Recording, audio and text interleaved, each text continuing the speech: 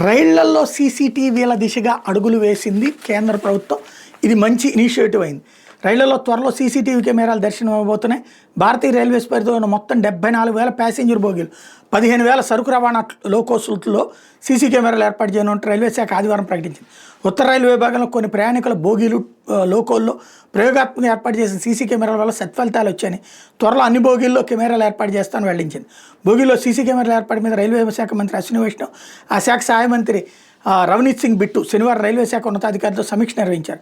ఈ సమావేశంలో పైలట్ ప్రాజెక్టులో వచ్చిన ఫలితాన్ని సమీక్షించి అన్ని బోగీల్లో వీటిని ఏర్పాటు చేయాలని నిర్ణయించినట్టు ఆదివారం విడుదల చేసిన ప్రాజెక్టులో రైల్వే శాఖ తెలిపింది. బోగీలో సీసీ కెమెరాల ఏర్పాటు వల్ల ప్రయాణికుల భద్రత మరింత పెరుగుతుందని రైల్వే శాఖ అధికారులు చెబుతున్నారు. సీసీ కెమెరాల ఏర్పాటు వల్ల ప్రయాణికుల భద్రత మరింత పెరుగుతుంది. బోగీల్లో దోపిడీలకు పాల్పడే దొంగలు, వ్యవస్థీకృత ముఠాలు ఆగడాలకు అడ్డుకట్ట వేయచ్చు. ప్రయాణికుల ప్రైవసీకి ఇబ్బంది కలగకుండా సీసీ కెమెరాలు బోగీల ద్వారాల వద్దనే ఏర్పాటు చేస్తామని చెప్పారు. ప్రయాణికులు రైళ్లలో ఒక్కో బోగీలో 4 సీసీటీవీ కెమెరాలు ఏర్పాటు చేస్తారు. బోగీకి ఉండే 2 ద్వారాలు ఒక్కో ద్వారం వద్ద 2 చొప్పున డోమ్ టైప్ అత్యాధునిక కెమెరాలు అమర్చుతారు. లోకోమోటివ్లో 6 సీసీ కెమెరాలు ఉంటాయి. ముందు వెనక భాగాల్లో ఒక్కోటి, కారుకి 2 వైపులా 2 డోమ్ టైప్ కెమెరాలు ఉంటాయి.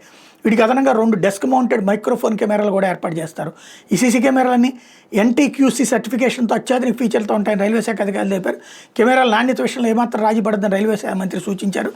రైలు గంటకు 100 కిలోమీటర్ల వేగంతో ప్రయాణిస్తున్న వెలుతురు సరిగా లేకపోయినా సీసీ కెమెరా ఫుటేజ్ అత్యంత స్పష్టంగా ఉండేలా నాణ్యమైన కెమెరాలను అమర్చాలని కోరినట్టు వెల్లడించారు. ఇండియా AI మిషన్ సహకారంతో సీసీ కెమెరాల డేటా సేకరణలో ఆర్టిఫిషియల్ ఇంటెలిజెన్స్ సాంకేతికతను వినియోగించుకోవాలని అశ్విని వైష్ణవ్ సూచించారు. తద్వారా భవిష్యత్తులో దొంగతనాలు, మనం రైల్వే స్టేషన్లో ఉండగానే మనల్ని పసిగడతారు, మన దగ్గర ఏమన్నా నగలు ఉన్నాయా, డబ్బు ఉందా అన్నటువంటిది. మనతో పాటే అదే రైలు ఎక్కేస్తారు. మనం రిజర్వేషన్ బోగిలు ఎక్కితే వాళ్ళు కూడా ఎక్కేస్తారు.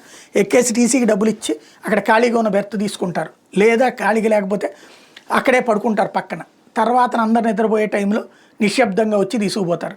ఇట్లాంటి దొంగతనాలు కోకొల్లలు.